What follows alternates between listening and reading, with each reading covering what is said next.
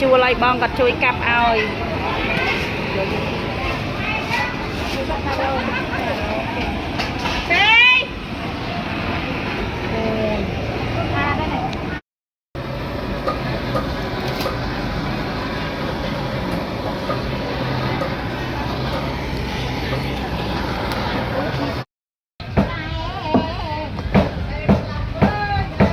ăn vậy ăn nhìn em à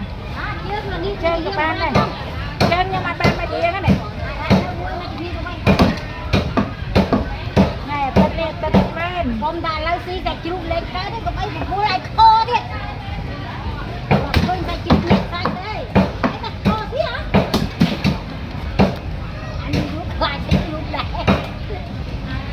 là nên lúc sinh chụp tất lại sinh chụp là đấy đưa về chụp cái lại ai còn nữa chết nữa rồi chụp lại đã hôm nay sẽ chụp đó nè